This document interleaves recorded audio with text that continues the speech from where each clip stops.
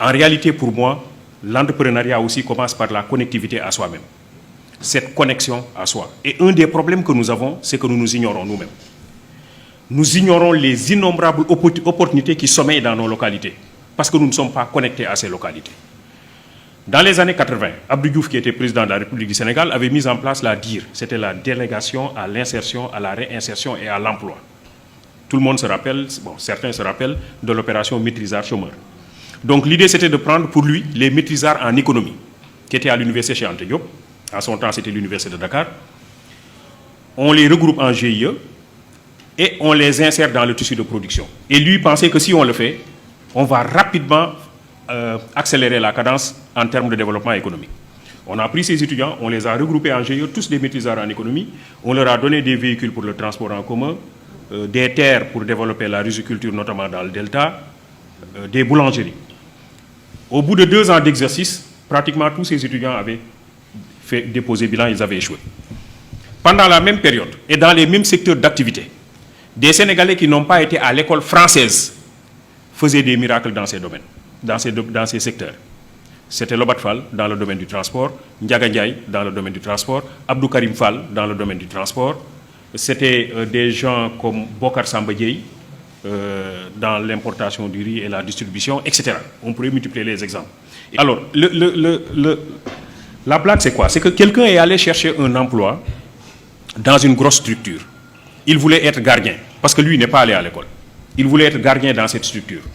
Il s'est présenté au directeur des ressources humaines, qui lui dit, est-ce que tu as une adresse mail pour qu'on vous envoie le dossier à fournir?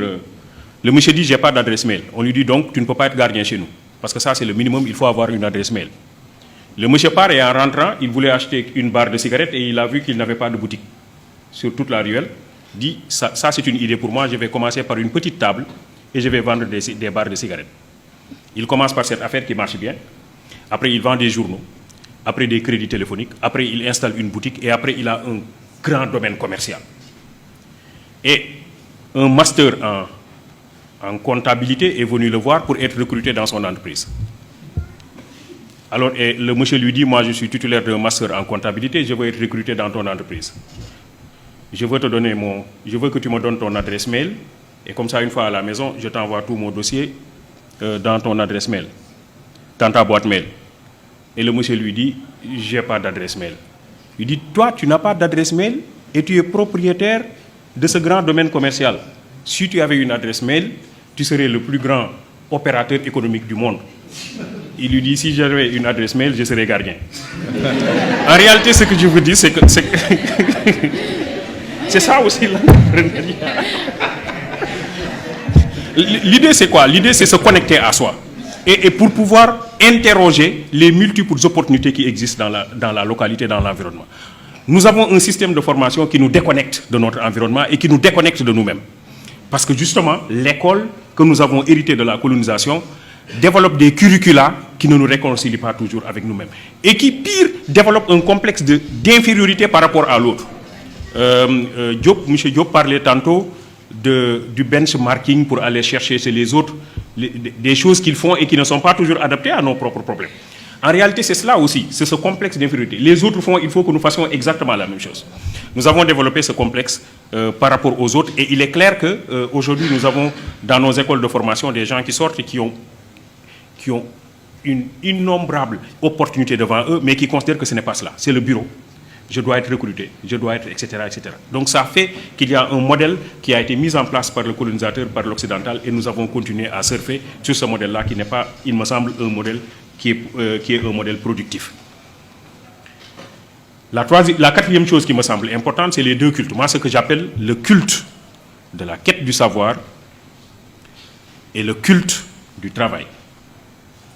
En réalité, c'est ça aussi le problème. Est-ce que nous travaillons suffisamment?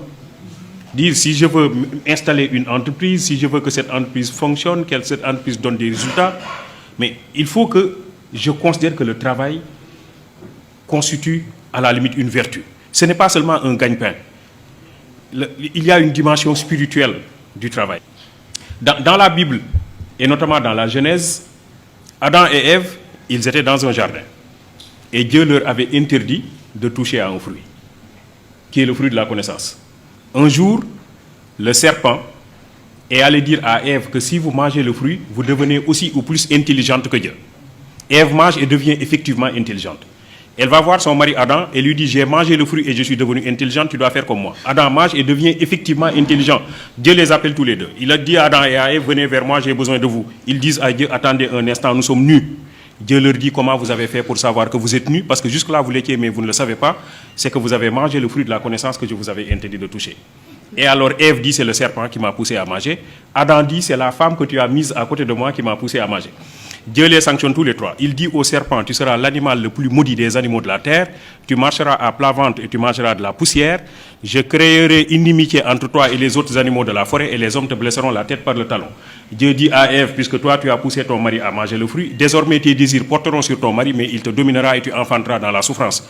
Et Dieu dit à Adam, puisque toi tu as écouté la voix de ta femme et non ma voix, désormais c'est à la sueur de ton front, donc le travail, que tu assureras ta nourriture tous les jours de ta vie, jusqu'à ce que tu retournes à la poussière d'où tu fus pris, parce que tu n'es que poussière, et tu retourneras à la poussière.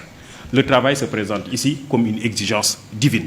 De la même manière, dans le Coran, Dieu dit, je vous ai créé pour une vie de lutte. Je vous ai créé pour une vie de lutte. Donc l'individu ne doit pas rester les bras croisés, c'est quelqu'un qui doit travailler. Développer le culte du travail en commençant par une petite chose, sans aucun complexe, avec beaucoup d'engagement et d'entêtement, et se dire que c'est possible. Je vous remercie de votre attention.